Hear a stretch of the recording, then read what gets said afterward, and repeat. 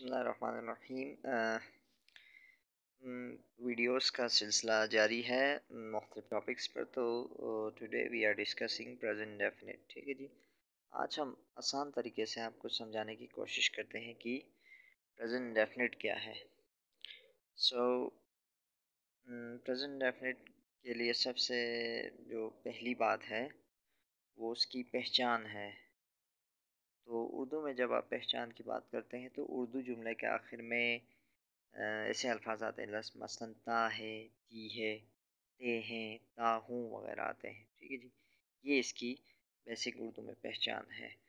और जब आप इसके स्ट्रक्चर की बात करते हैं यानी इसके फार्मूले की बात करते हैं तो सबसे पहले सब्जेक्ट आता है और सब्जेक्ट के बाद फ़ौरन बाद वर्ब की फर्स्ट फॉर्म इस्तेमाल होती है। मसलन सब्जेक्ट ही है तो उसके बाद वर्ब की फर्स्ट फॉर्म राइट्स आता है। ठीक है जी। बीच में कोई हेल्पिंग वर्ब वगैरह नहीं आता। ये प्रेजेंट डेफिनेट की सबसे बड़ी पहचान है इंग्लिश स्ट्रक्चर के अंदर। और ही राइट्स हो गया। ठीक है जी। और उसके बाद ऑब्जेक्ट आता है अ बुक। ठीक है जी। ही राइट्स अ बुक। ठीक है। फिर इसमें कुछ थोड़ा सा फ़र्क आता है। बाज़ जगहों पर एस या ई एस आता है वर्ब के साथ, बाज़ जगहों पे नहीं आता है। तो ही शी इट या कोई सिंगुलर हो तो उनके साथ एस या ई एस आता है वर्ब के साथ। मसलन ही rights a book, she writes a book. ठीक है जी। अली राइट्स अ बुक, इस तरह आता है। जबकि बाकी जो कैटेगरीज हैं आई वी यू दे, उनके साथ एस या ई एस नहीं आता है। मसलन वी राइट अ बुक होगा। ठीक है जी। और इसी तरह जब हम इसके नेगेटिव बनाते हैं तो डू नॉट या डज नॉट जो है लगेगा और फिर वर्ब की वही फर्स्ट फॉर्म उसी तरह रहेगी। ठीक है जी। सिर्फ वर्ब लगेगा। मसलन ही राइट्स अ बुक का जब हम नेगेटिव बनाएंगे तो उसका होगा he does not write a book.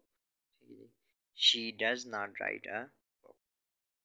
और बाकी जो कैटेगरीज हैं आई वी यू दे, उनके साथ डू नॉट लगेगा। मसलन I do not write a book, we do not write a book, they do not write a book. ठीक है जी। ये लगेंगे। बाकी इंट्रोगेटिव भी इसका बनता है, उसमें डू या डज शुरू में आता है। ठीक है जी। बाकी इसकी जो मेन जो कॉन्सेप्ट है जो आम लोगों को पता होना चाहिए वो ये है कि इसका यूजेज क्या है, कहाँ इस्तेमाल होता है ये टेंस। तो हम कहते हैं कि ये टेंस डेली के काम को ज़ाहिर करने के लिए इस्तेमाल होता है। रेगुलरिटी को यानी जो काम हम रेगुलर करते हैं उसको ज़ाहिर करता है। ये टेंस किसी हैबिट को ज़ाहिर करता है। ठीक है जी। मसलन he always comes to me, वो हमेशा मेरे मेरे पास आता है। ठीक है जी। तो ये एक हैबिट को ज़ाहिर करता है। She goes to school daily, वो रोज़ाना स्कूल जाती है।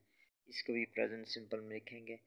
या कोई मसलन आपके जो प्रोवर्ब्स वगैरह होते हैं, मुहावरे जिसे आप कहते हैं, ज़रबुल अमसाल मुहावरे, उनको भी आप प्रेजेंट डेफिनेट में लिखते हैं। ठीक है। मसलन God helps those who help themselves, तो इसको प्रेजेंट सिंपल में ही लिखेंगे और किसी टेंस में नहीं लिखेंगे। ठीक है जी।